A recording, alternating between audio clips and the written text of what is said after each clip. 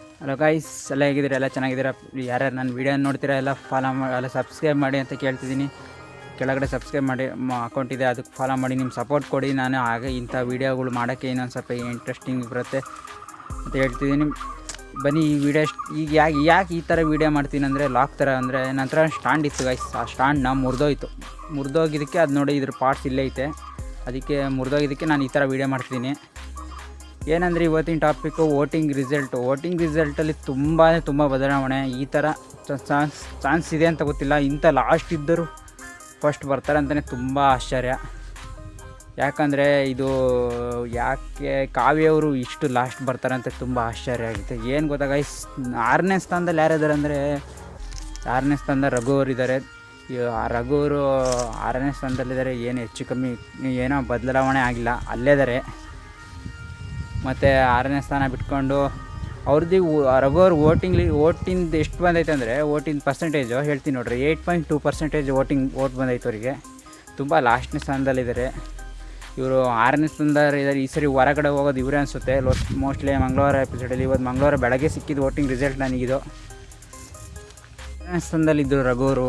ಅವರು ಈ ಸರಿ ಹೊರಗಡೆ ಹೋಗೋ ಚಾನ್ಸಸ್ ಇದೆ. ಆದರೆ ಇದರಲ್ಲಿ ಬದಲಾವಣೆ ಕಾಣಿಸ್ತೈತೆ, ತುಂಬ ಕಾಣಿಸ್ತತೆ. ಅಂದರೆ ಕಾವ್ಯವರು ಹೋಗ್ಬೋದು, ಮೋಸ್ಟ್ಲಿ ರಘುವರು ಹೋಗ್ಬೋದು ಅಂತ ನನ್ನ ಪ್ರಕಾರ. ಯಾಕಂದರೆ ಈಗ 5ನೇ ಸ್ಥಾನ ಯಾರಂದರೆ ಕಾವ್ಯವರು ಇದ್ದರು. ಕಾವ್ಯರು ಹೇಗೆ ಬಂದರು ಅಂದರೆ, ಇವರು ಫಸ್ಟಿಗೆ 3ನೇ ಸ್ಥಾನ 2ನೇ ಸ್ಥಾನ ನೆನ್ನೆ ಸೋಮವಾರದಲ್ಲಿ ನೋಡಿದ್ದು.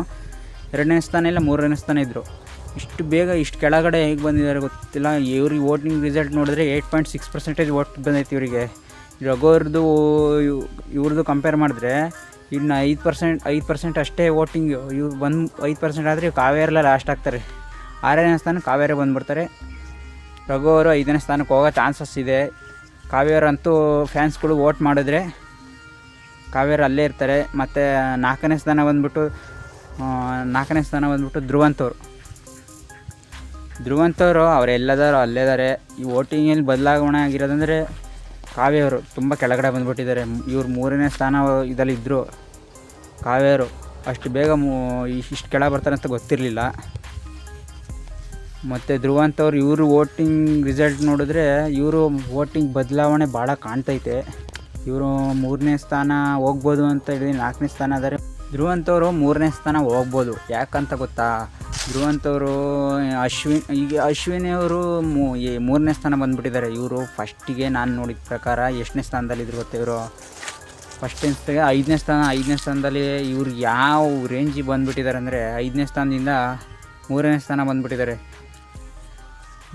ಶಾಕ್ ಗುರು, ನಾನೇ ಇಷ್ಟು ಬೇಗ ಹಿಂಗೆ ಬಂದುಬಿಟ್ರು. ಇವ್ರಿಗೆ ಓಟ್ ಯಾವ ಪುಣ್ಯಾತ್ಮರು ಹೋಗ್ತಾರಂತ ನನಗಂತೂ ಗೊತ್ತಿಲ್ಲ. ಅಶ್ವಿನಿ ಅವರಿಗೆ ಇವರು 3ನೇ ಸ್ಥಾನ ಬಂದಿದ್ದಾರೆ. ಆಲ್ಮೋಸ್ಟು ಶಾಕ್ ಆಗೋ ನ್ಯೂಸೇ ಇದು.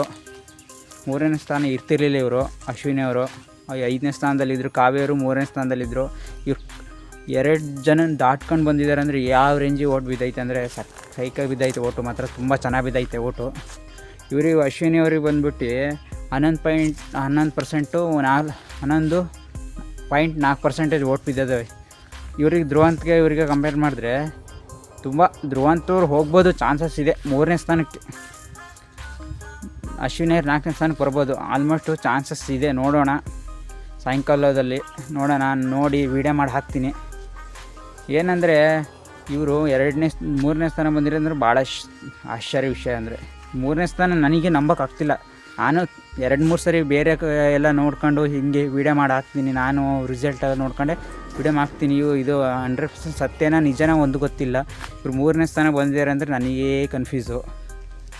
ಏನಂದರೆ ಇನ್ನು 2ನೇ ಸ್ಥಾನ ರಕ್ಷಿತಾ ಅವರು 2ನೇ ಸ್ಥಾನದಲ್ಲೇ ಇವರೇ ಇರ್ತಾರಂತ ನನಗೆ ಫಸ್ಟೇ ಗೊತ್ತಿತ್ತು. ಮತ್ತು ಸೋಮವಾರದಿಂದನೂ ನೋಡ್ತಿದ್ದೆ ರಿಸಲ್ಟೆಲ್ಲ.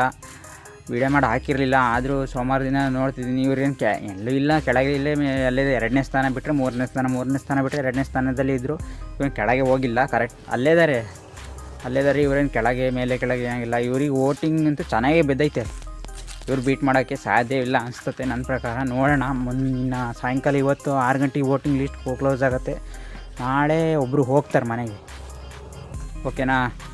ಅದಕ್ಕೆ ಇವತ್ತು ಸಾಯಂಕಾಲಕ್ಕೆ ವೋಟಿಂಗ್ ಲಿಸ್ಟು ಕ್ಲೋಸ್ ಆಗುತ್ತೆ 6 ಗಂಟೆಗೆ. ಇವತ್ತು 2ನೇ ಸ್ಥಾನದಲ್ಲಿ ಇವ್ರು ಕಾಣ್ತಿರಂದರೆ ಇವ್ರಿಗೆ ವೋಟಿಂಗ್ ಲಿಸ್ಟ್ ಬಂದುಬಿಟ್ಟು 29% ಬಿದ್ದೈತೆ.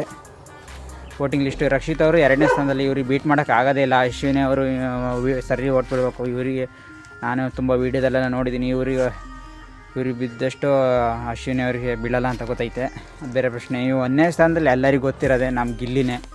ಹೊನ್ನಳ್ಳಿ ಗಿಲ್ಲಿ, ನಮ್ಮ ಗಿಲ್ಲಿ. ನಾವು ಬಿಡ್ತೀವಿ ಆ ಗಿಲ್ಲಿಗೆ.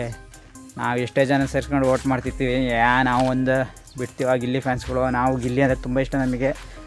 ನಮ್ಮ ಗಿಲ್ಲಿ ಯಾವತ್ತು ಫಸ್ಟ್ನೇ ಸ್ಥಾನದಲ್ಲೇ ಇರ್ತಾರೆ. ಇವನು ವೋಟಿಂಗ್ ರಿಸಲ್ಟ್ ಇವರಿಗೆಲ್ಲ 1% ಬಂದಿಲ್ಲ. ತುಂಬಾ ವೋಟಿಂಗ್ ಬಿದ್ದಿದ್ದಾವೆ. ಈ ಗಿಲ್ಲಿ ಎಲ್ಲ ಗಿಲ್ಲಿ ಮುಂದೆ ಇವ್ರು ಯಾರೂ ಇಲ್ಲ.